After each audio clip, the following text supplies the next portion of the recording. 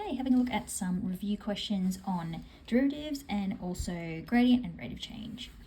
So we've got the first question is determine the derivative for the following using first principles. So we've got our y equals 3x squared minus x. So we want to start by doing our x plus h, so f of x plus h. I like to do this bit first before I get into the actual rule. So I'm going to do my 3 outside of x plus h squared minus x plus h. So here we've got 3 outside of x squared plus 2xh plus h squared minus x minus h. So we get 3x squared plus 6xh plus 3h squared minus x minus h. So as I've said before, be very quick at being able to do this, so make sure you've practiced that because that's going to save you time in the exam. Then we're going to put that into the rule where we have that our f dash x, or in this case y dash is going to be the limit as h approaches 0 for our f of x plus h minus f of x over h. So we've got our limit as h approaches 0, and we're going to pop this in now, the 3x squared plus 6xh plus 3h squared minus x minus h.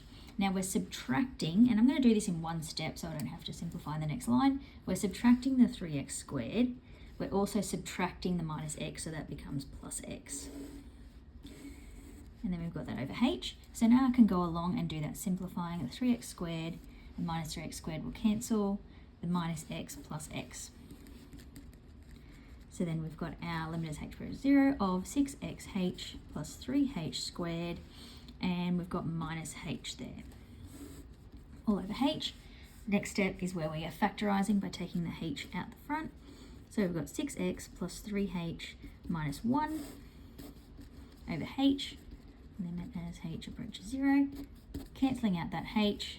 So I'm going to bring that over here, limit as h approaches 0, and I'm left with 6x plus 3h minus 1. Now as h approaches 0, that 3h is going to go, so I'm left with 6x minus 1 as my answer. I'll do a quick check whenever I do a first principles one and go back to that original, and I would know that we would bring down that 2. 3 times 2 is 6. We're taking 1 off that power, so that becomes 6x, which is what I've got here, and that the derivative of the minus x would be minus 1. Here we've got just using the rule now, so I'm going to expand out this one to start with, 4x minus 2x squared, and then I can say that my y dash, or my dy on dx, is going to equal, so I probably should stick to the format of the question, is going to be 4 take, and now we'll bring that 2 down, so that will be 4x there. Here we've got it in fraction form. We haven't learned the quotient rule yet, but we can actually just simplify that and make that x to the 4 over 2x squared plus 3x squared over 2x squared, and split that fraction up. So when we've got x to the 4 over 2x squared, we can make that x squared by doing the x to the 4 divided by x squared, and we've got the 2 on the bottom. And then here we've got the 3 over 2, and the x squareds cancel out. We could also write that as a half x squared, which might make it easier when we are doing our derivative. So we've now got the y.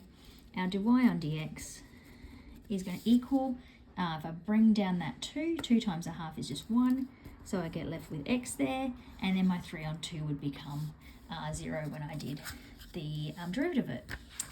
On to the next page. We've got determine the derivative of each of the following with respect to x. So just another derivative question, except here we've got 2 over x. So I'm going to start with, put my y in front. I'm going to write y equals 5x squared minus 2x to the negative 1. So I'm just putting it into that format where I have a negative into c to make it easier for myself. And then I'm going to do my y dash is equal to, so the 2 would come down here, 10x.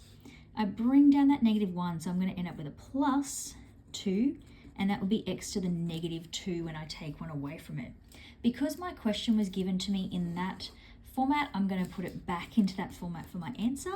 So I'll make that 2 over x squared is my y dash. Question 4 says the graph of 4x minus x squared is shown. Determine the derivative of that. So we've got our rule here. So our dy on dx is just going to equal 4 take 2x when I find my derivative. Then it says determine the gradient of the tangent to the curve at 1, 3, at that point Q, which is 1, 3.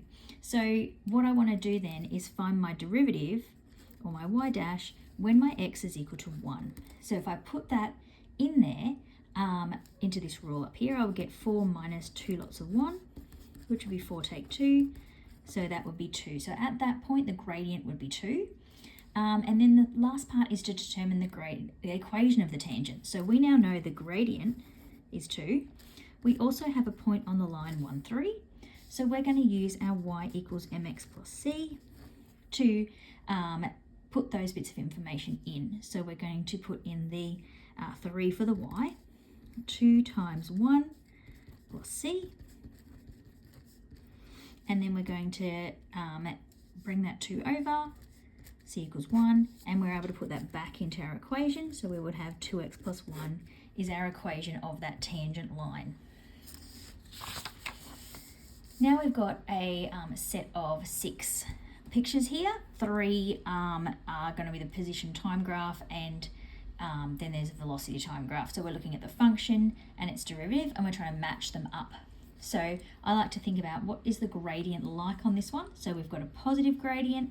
It's starting high, like a steeper slope and becoming more shallow. So when we're looking at these ones down here, we're looking at what is above the line, and it might start higher above the line and then get lower. So here it's definitely not going to be, because it's all below the line and we don't have any negative gradient there. Here we've got a bit of negative and a bit of positive. We don't have any negative. And then looking here, we've got steeper and shallower, but all positive. So these two are going to match up. Then looking at this one, we've got a negative gradient that stops, and then some more negative gradients. So it's all below the line. Here we've got below the line comes up to 0, and then below the line again. So those two match together. And this last one, we've got a bit of negative and then positive. So that matches here, where we've got some negative and some positive. Question 6, we've got let x cubed minus 12x plus 2. That's what our y equal to. We want to determine the derivative and the values where the derivative is equal to 0. So first we need to do our derivative of that. So y dash is going to equal 3x squared minus 12. Now we want to solve when that's equal to 0. So we're going to put a 0 here, squared minus 12. I'm going to bring that 12 over, equals 3x squared, divide by 3. So I get 4 is equal to x squared. So my x is going to be the square root of 4, which means it can be plus or minus 2. So that's where my gradient is going to be equal to 0 at either positive or negative 2 for x. The next one says we want to state the nature of each of those stationary points. So we have got, and it has a little thing there saying we can use our calculator to help us. So we can look at the picture. The other thing we can do is look at what the gradient is like either side of those stationary points. So if we've got our x and our gradient, we have got negative 2 and positive 2 there. We know that the gradient is 0 at those points. We're going to sub in, so if we've got negative 2, maybe go negative 3, negative 1, and for our positive 2, maybe go 1 and 3, just either side of those values. So when we sub in negative 3 into this rule for our gradient, negative 3 squared is 9, 3 times 9 is 27. When I do 27, take 12, I'm going to get 15, which is a positive number. When I put in a negative 1, I've got negative 1 squared is 1, 3 times 1 is 3, 3 take away 12 is going to be a negative number. So I've got what looks like a positive, 0, negative, so that means it is a maximum. Over here with our 1 at 2, we're going to look at do the same thing again. So subbing in 1, so 1 squared is 1, 3 take away 12 is negative 9, so we've got a negative. Putting in the 3 squared is 9, 3 times 9 is 27, take 12 is 15, so we've got a positive.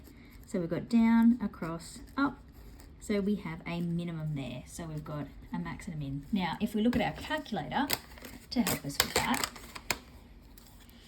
we can pop that, either look at the original one, so x to the power of 3 minus 12x plus 2, and looking at that graph, we're looking for where is it equal to 0, and what's the nature of that. So I need to change my window so I can see a bit more.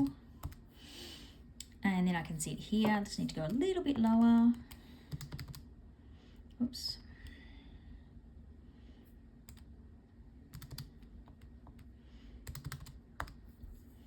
And there we've got our picture. So we can see here at -2, it's a maximum.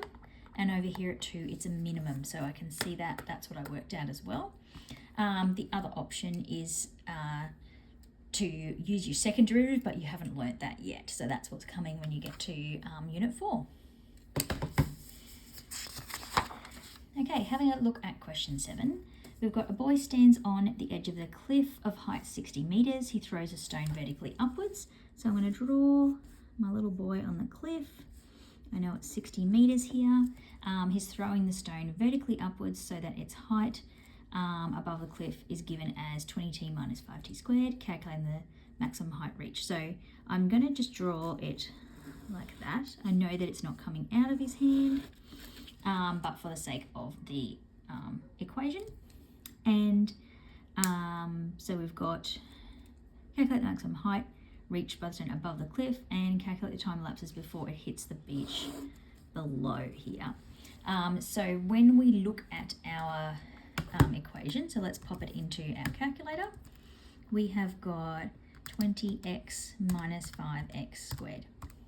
So looking at that picture, now that's what we've got here. I'm just going to change my window to go a little bit. Oh no, I probably don't need to go any taller. It just comes up to the top there.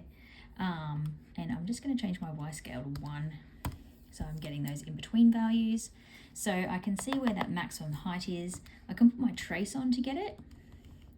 So it's up here at, and it should be at 20, well, almost at 20. So we've got 2.12 there. We can do finding a value at say 2, and that gets up to 20. So we can see that this maximum point here is at 2 seconds and it's 20 meters there. The other way we can get that is using that maximum value on our calculator, but telling it to look between 0 and say 10, because we know it's on that side of the y-axis, and we can get that maximum there as well. Another option is finding the turning point using what you did when you learned about quadratics. Anyway, we've got our maximum height above the cliff top is going to be that 20 meters.